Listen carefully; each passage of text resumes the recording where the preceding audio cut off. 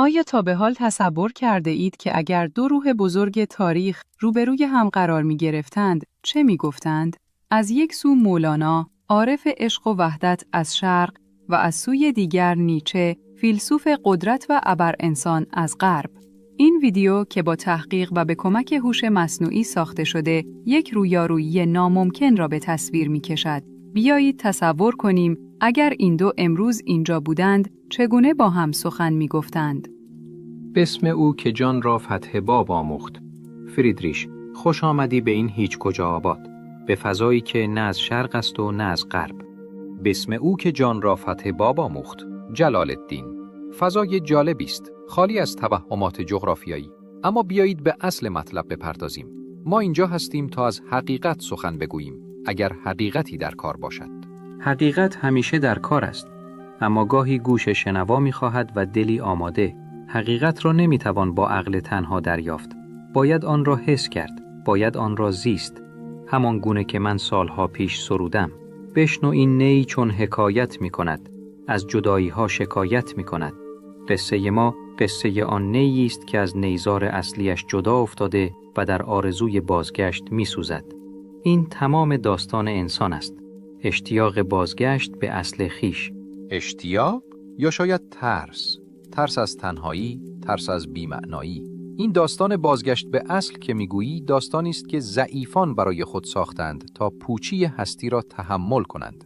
آنها از اینکه بپذیرند هیچ نیزاری در کار نیست وحشت دارند. حقیقتی که من یافتم تلختر اما رهایی بخشتر است. خدا مرده است و اکنون این انسان است که باید بر پاهای خود بایستد و معنای زندگی خیش را خلق کند، نه اینکه در آرزوی بازگشت به اصلی خیالی بسوزد. مرگ خدا؟ آنچه تو از آن سخن میگویی، مرگ آن خدای پیر و ریشداری است که در ذهن عوام ساخته شده. آن خدای انسانوار که پاداش میدهد و مجازات میکند. اما آن حقیقتی که من از آن دم میزنم نامیراست. او در هر ذره از کائنات جاری است. نیرویی که ما را به هم پیوند می‌دهد و نامش عشق است. عشق راه بازگشت به آن وحدت است. عشق؟ این واژه بیش از هر واژه دیگری مورد سوء استفاده قرار گرفته. میگی که تو از آن میگویی چیزی نیست جز اخلاق برندگان. ضعیفان ناتوانی خود در غلبه بر دیگران را عشق و بخشش نامیدند تا قدرتمندان را خلع سلاح کنند. آنها گفتند مهربان باش، چون زورشان نمی‌رسید که بجنگند. این یک فریب است. تنها نیروی واقعی در این جهان اراده معطوف به قدرت است. میل به رشد، به غلبه، به فراتر رفتن از آنچه هستیم. تو قدرت را در جدا شدن می‌بینی و من در یکی شدن. تو قدرت را در غلبه بر دیگری می‌بینی و من در غلبه بر من. بر آن نفسی که ما را از اصل خود دور می‌کند. آیا قطره وقتی به دریا می‌پیوندد ضعیف می‌شود یا به قدرت بیکران دریا دست می‌یابد؟ عشق آن اقیانوس است. تمام این جنگ‌ها و قدرت طلبی‌ها که می‌گویی ناشی از همان درد جدایی است. این تمثیل‌های شاعرانه زیبا هستند اما خطرناک.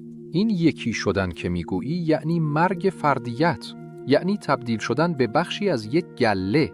من انسان را به چیزی فراتر فرا می‌خوانم، به ابر انسان. انسانی که اخلاق گله را پشت سر می‌گذارد، ارزش‌های خود را می‌آفریند و ارباب سرنوشت خیش می‌شود. او یک قطره نیست که در دریا گم شود. او صخره‌ای است که در برابر طوفان می‌ایستد. این ابر انسان تو موجود تنهایی به نظر می‌رسد، در قله‌ای سرد به دور از دیگران. اما راه کمال انسان از میان همین مردم می‌گذرد. انسان کامل آن نیست که از دیگران می‌برد، بلکه آن است که همچون خورشید بر همه یکسان میتابد. او نه ارباب که خادم است، نه جدا که عین وصل است. او نیازی به غلبه ندارد، چون تمام هستی را از آن خود میداند. خاموش کن و بی زبان سخنگوی، با عالم بی زبان ز یک کوی. انسان کامل به چنین درکی میرسد. خادم؟ این همان واژه دیگری برای برده نیست؟ من به انسان میگویم خطرناک زندگی کن. شهرهایت را بر دامنه آتشفشانها بنا کن. آنچه تو را نمیکشد قوی ترت میسازد. این راه تعالی است. رنج کشیدن نه برای رسیدن به بهشتی موهوم، بلکه برای ساختن اراده‌ای پولادین در همین دنیا. ابرانسان از رنج نمی گریزد، آن را در آغوش می کشد. ما نیز رنج را ارج می نهیم فریدریش، اما نه به عنوان هدف، بلکه به عنوان وسیله، همچون آتشی که طلا را از ناخالصی پاک می کند. رنج صیقل روح است برای تاباندن نور حقیقت، نه چکشی برای ساختن یک خود بزرگتر و منزوی‌تر. در نهایت انسان دو راه بیشتر ندارد، یا در آسایش دروغین یک معنای از پیش آماده که دیگران به او داده‌اند زندگی کند و جزئی از گله باقی بماند، یا شهامت زر زدن به چشمان پوچی را داشته باشد، تنهایی را بپذیرد و بر فراز این ویرانه‌ها رقص کنان معنای خود را بیافریند. من راه دوم را به انسان نشان می‌دهم. و من به انسان می‌گویم تو هرگز تنها نبوده‌ای. آن پوچی که از آن می‌ترسی تنها حجاب میان تو و معشوق است. به جای رقصیدن بر ویرانه‌ها به رقص سماع درآ. در چرخش کائنات شریک شو و ببین که تو خود آن معنایی هستی که در جستجویش بودی. راه یکیست و آن راه از درون تو می‌گذرد.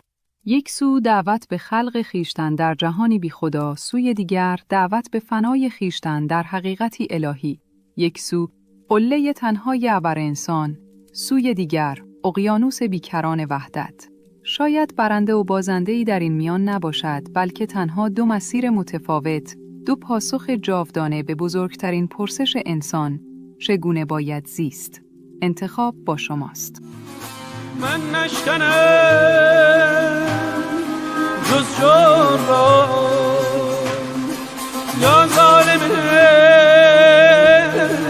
بدغور را. من نشکنم جز جور را یا ظالمه بدغور را. گر ذره‌ای دارد نمک گیرم اگر آن بشکنم، گیرم اگر آن